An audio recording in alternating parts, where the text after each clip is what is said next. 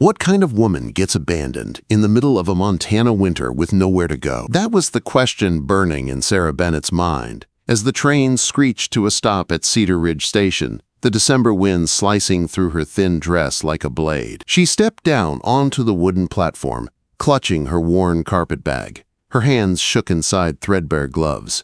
Maybe from the cold. Maybe from fear. The sky was iron gray, heavy with snow, and the smoke from the locomotive drifted upward like a dying ghost. She was supposed to meet her future husband here, the man who had promised her a home, a life, safety. Instead, the first words she heard were filled with disappointment. "Miss Bennett," Harold Whitman said, eyeing her from boots to windswept hair, "you're smaller than I expected." Sarah straightened, though her knees wobbled. "Mr. Whitman, I traveled 3 days to—" He circled her like a man inspecting livestock. "The agency said you could cook, clean, work. Didn't say you looked like a half-starved bird." Heat flooded her cheeks. "I am capable, sir." Quote, "Capable?" His laugh was sharp enough to cut. "Those hands ever see a day's work? Ever wring a chicken's neck? Scrub floors till your knuckles bleed?" Sarah tucked her shaking hands behind her back. "I can learn." He shook his head before she even finished. "This was a mistake. I won't pay for a wife who'll be more trouble than she's worth." Then he tossed an envelope into a puddle at her feet. "There's money for a ticket back east. Don't expect more." The envelope floated, wet and useless. Sarah stared at it, her breath thick in her chest. "Please," she whispered, "I have nowhere else." But Harold was already walking away. The station emptied, the wind rose, the cold pressed into her bones. With trembling fingers she opened the envelope. 3 bills, barely enough for a loaf of bread. Across the street, the saloon doors burst open and harsh laughter filled the air. She dragged her bag to a bench under the station's overhang and sat. If she waited for nightfall, maybe she could hide in the livery stable, sleep in the hay, survive until morning. Then she heard it. "Well, well, what have we here?" 3 drunken men staggered toward her, breath steaming, eyes hungry. "Pretty thing like you shouldn't be alone," one slurred. "I'm waiting for someone," Sarah said quickly. Another man stepped in front of her. "Ain't nobody comin'." The youngest reached for her arm. "Come on, sweetheart. We'll keep you warm." She backed into the station wall, heart pounding so loud she felt it in her teeth. The smell of whiskey and sweat turned her stomach. She tried to slide away, but they blocked her path. "Please, leave me. Leave her be." The voice cut through the cold like a blade. All 3 men turned. A tall figure stood at the edge of the platform, a small child wrapped in blankets held firmly in one arm. Snow dusted the brim of his hat. His coat was worn but heavy, the kind built for real winters. His hand rested on the gun at his hip with the easy confidence of a man who'd used it before. "McCrae," the bearded man muttered. His bravado shrank. "Didn't know she was yours." "She's not mine," the man said, "but she's not yours either. Get back to the saloon." The drunkest one hesitated. Then McCrae took one slow step forward. That was enough. The men retreated, muttering curses but not daring to look back again. When they were gone, the tall man turned toward her. Snowflakes melted in his beard. His gray eyes were steady, assessing, not unkind. "You all right, ma'am?" Sarah nodded, though she wasn't sure it was true. He shifted the little girl in his arms. The child, maybe 4 years old, peeked out from her blanket with wide, hazel eyes. "You shouldn't be out here alone," he said. "Storm's getting worse. I have nowhere to go." His eyes softened with understanding. "Mail-order bride?" She nodded. "And he turned you away." He didn't say it like an insult. He said it like a man who'd expected no better from Harold Whitman. "My name's Jake McCrae. This here is my daughter, Emma." Emma gave a sleepy wave. "Evenin'," she said in a tiny voice. Sarah's throat tightened. Jake looked at her mud-stained dress, her soaked envelope, her thin shoes. He sighed, shifting Emma again. "You'll freeze out here," he said. "Come with us. You can sleep in the barn tonight. It's warm with the animals. Safe." "I couldn't," she whispered. "I don't even know you." Better to trust me than those men, or the cold. She hesitated. Desperation warred with fear. Why help me? She asked. Jake looked at his daughter, then back at her. Because her mama would haunt me, till the day I die if I left a woman to freeze on Christmas week, he said quietly. And because I know what it feels like to be alone in the cold. She swallowed hard and nodded. He handed her his coat. It nearly swallowed her whole, but the warmth was instant. Relief stung her eyes. Thank you, she whispered. Jake shook his head. Save your thanks for morning. He carried Emma with one arm, took Sarah's bag with the other, and led her toward an old but sturdy wagon. As they rode into the mountains, Emma curled into him, already asleep again. Sarah sat close to the heat of his coat, watching the lights of Cedar Ridge fade behind them. You got a name, ma'am? He asked softly. Sarah, she whispered. Sarah Bennett. Well, Miss Bennett, he said, you're safe now. For the first time since leaving Baltimore, she believed it. Was it possible for a stranger's kitchen to feel more like home than the house you were born in? That was the thought that came to Sarah as she sat at Jake McCrae's table the next morning, the smell of warm porridge filling the air and the sound of tiny footsteps padding across the wooden floor. She had slept in the barn, wrapped in blankets Jake had brought, safe and warm among the gentle sounds of the horses. It wasn't a grand place. It wasn't even a proper place for a woman. But after everything she had faced, it felt like a blessing straight from heaven. Emma climbed into the chair beside her, swinging her small legs. Papa made breakfast, the child announced proudly. He burns it sometimes, but not today. Jake shot her a look. Thank you for your confidence, sweetheart.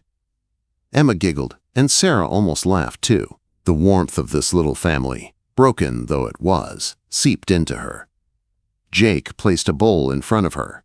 Eat. You need warm food after yesterday.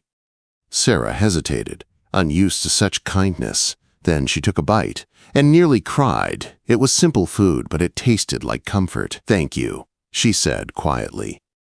Jake leaned against the counter, his eyes studying her with that steady, unreadable focus. Miss Bennett, what happened yesterday at the station shouldn't have happened. Harold Whitman had no right to treat you that way. She lowered her gaze. I thought I was going to start a new life, a real home, but he looked at me like I was something he regretted buying. Jake's jaw tightened. That's because Harold sees everything that way. People ain't things to be measured and thrown away. Sarah nodded, though her throat felt tight. She had learned that lesson her whole life. At the factory. At the boarding house. Even at the agency where they paired women with strangers. Only Emma's small voice pulled her from her thoughts. Miss Sarah, the little girl said, reaching for her hand. Are you gonna stay here now? The question hit like a hammer. It wasn't said with fear. It wasn't said with need. It was said with hope. Sarah opened her mouth to answer, but Jake spoke first. Emma, Miss Bennett is figuring things out. She's had a hard time, and we don't know her plans yet. Emma frowned, but she needs a home, and we need someone. You said so. Jake coughed and nearly dropped his cup. Sarah felt heat rise in her cheeks. I don't want to be a burden, she said quickly. I can work. I can clean, mend, help with. When's the last time you milked a cow? Jake asked. Sarah flushed. Never. Chopped wood? No. Wrung out washing in the cold till your hands blister? A lump formed in her throat. No. Jake sighed, rubbing the back of his neck. This ain't Baltimore, Miss Bennett. Winter here can kill a person if they don't know how to handle the land. Emma crossed her arms. Papa, you're being mean. I'm being honest, he corrected, but his eyes softened a little. I'm not saying you can't learn. I'm saying you don't have to prove anything today. You rest. Get warm. Then we'll talk. Sarah swallowed, touched by his careful tone. He wasn't pushing her away. He was trying to be fair. It was more than any man had ever done for her. But she needed to try, needed to earn her place. So when Jake went to the barn, Sarah insisted on helping with the washing. Emma stayed by her side, handing her soap, singing made-up songs. and asking endless questions. By noon, Sarah was exhausted. Her knuckles split from the cold water. Her arms shook from lifting buckets. She slipped twice on the icy path to the pump. But she kept going. When she finally set the last shirt on the drying line, she turned, and the world spun. Her knees buckled. Strong arms caught her before she hit the ground. "Jake, you're shaking," he said. "When's the last time you ate proper food before yesterday?" Sarah looked away. "I don't remember." His jaw clenched. "Sit, now." He guided her inside, settled her into a chair, and placed a cup of warm broth in her hands. Emma climbed into her lap, hugging her tightly.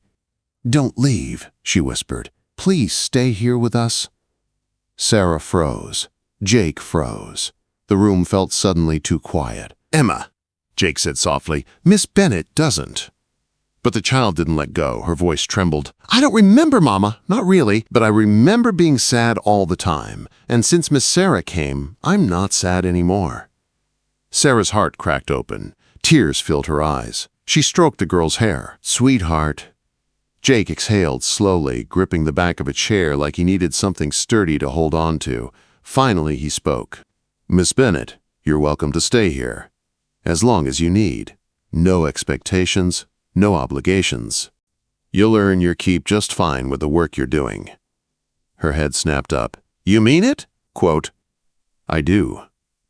Relief washed through her so strong she nearly wept, but peace didn't last long. Because just as the afternoon sun warmed the snowy yard, hoofbeats thundered up the path. 3 riders, hard and fast. Jake stiffened. Sarah's hands shook. Emma shrank behind her skirt. And then she saw him. Harold Whitman. He threw open the door without knocking. "Well, well," he drawled. "Looks like the rumors were true." Quote, Jake stepped between him and Sarah, his stance dangerous. "You're not welcome here, Whitman." Harold sneered. "I paid for that girl. She belongs to me." "You left her in the cold," Jake said. "You forfeited any right to her." "Not according to the law," Harold shot back. "Or the town." Sarah's stomach twisted. Men behind Harold murmured their agreement. Jake didn't flinch. "She's not property. And she's not going anywhere." Harold spat on the floor. "You're making a mistake, McCrae. You'll regret crossing me." Jake stepped forward, towering over him. "Get off my land." For a moment, Sarah thought Harold might reach for his gun. But something in Jake's cold gray stare made even Harold Whitman step backward. With a glare full of poison, Harold mounted his horse. "This isn't over," he hissed. Jake watched until the riders disappeared down the snowy trail. Then he turned back to Sarah. His face was softer now, but his voice held steady truth.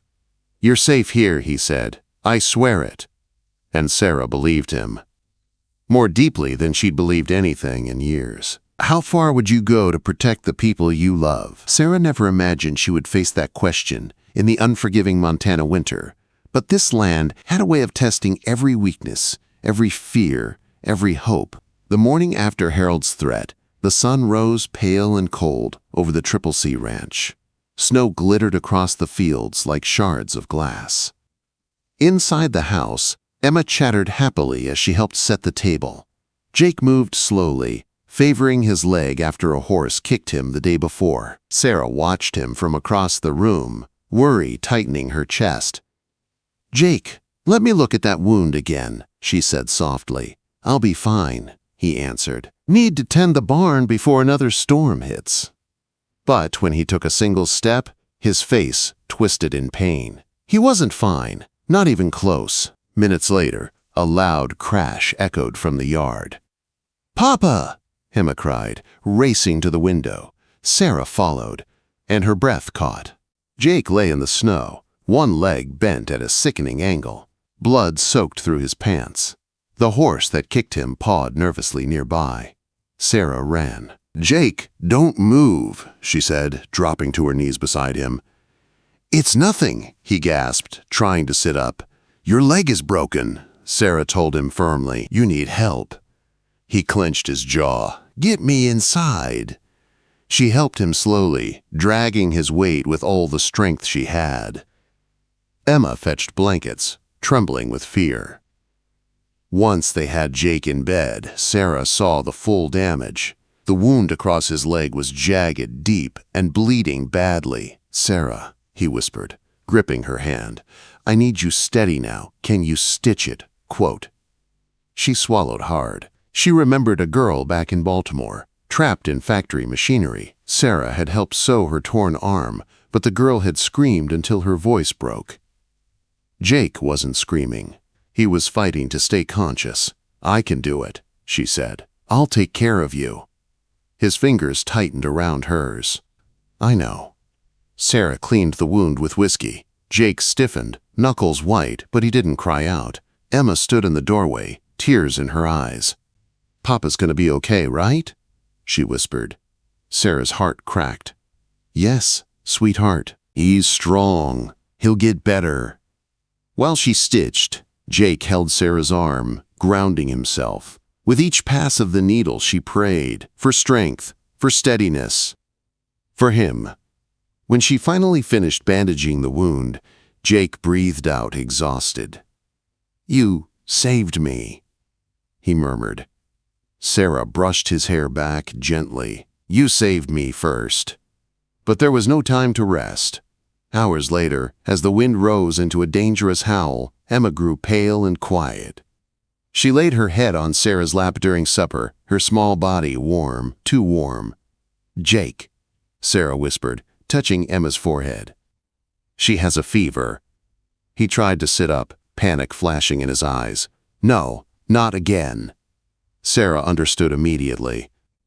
Emma's mother had died from fever after childbirth.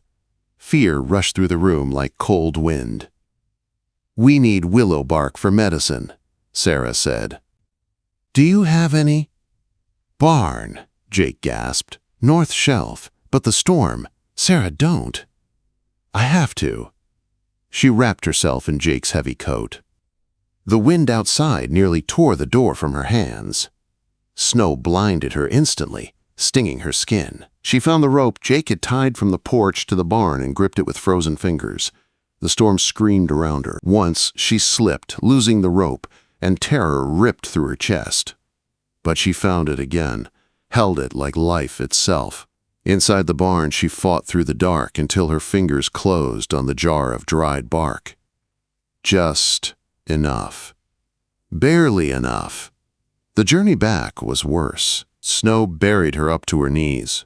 Her breaths burned. Her hands went numb. But she made it. Jake pulled her inside, his voice cracking. "Sarah, God, you're frozen." "No time," she whispered. "Emma." They brewed the bark. Sarah held Emma in her arms, rocking her gently, whispering stories, singing lullabies. Jake sat on the other side of the bed, his hand on their daughter's forehead, fear etched into every line of his face. Hours passed. The storm howled. Emma's breathing rattled, uneven. "Stay with us," Sarah whispered. "Please, baby, stay."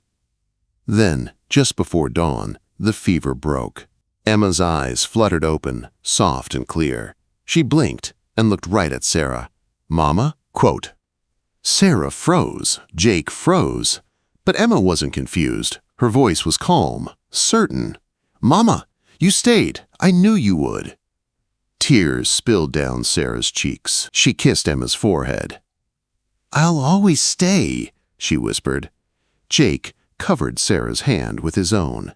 His voice was thick. "We both knew it, didn't we?"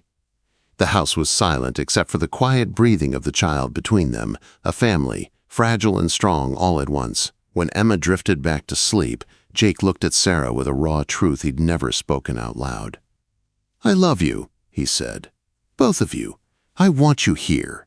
Not as a helper, not as a guest, as my wife." Sarah's breath caught. Jake reached for her hand. "Sarah Bennett, will you marry me?" Her answer came out as a whisper, but full of certainty. "Yes, Jake, yes."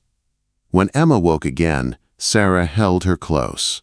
"Does this mean you'll be my mama for real?" the little girl asked. Sarah pressed a shaking hand to Emma's cheek. "Yes, sweetheart, for real." Quote. Months later, on a warm June morning, Sarah walked into the meadow behind the Triple C Ranch wearing a simple blue dress she'd sewn herself. Neighbors gathered. The preacher stood waiting. Emma held Sarah's hand tightly, pride glowing in her eyes. Jake stood tall despite his recovering leg, smiling in a way she had never seen before. Open, soft, full of love. "I do," he said. "I do," she whispered back. When Emma was asked if she accepted Sarah as her mother, she answered before the preacher finished the question. "I do, forever." Sarah cried, Jake cried. Even the preacher wiped his eyes. The kiss was soft at first, then full of promise. The crowd cheered as the new family embraced under the wide Montana sky. For the first time in her life, Sarah Bennett was not lost, or unwanted, or alone. She was Sarah McCrae, wife, mother, loved beyond measure, home at last.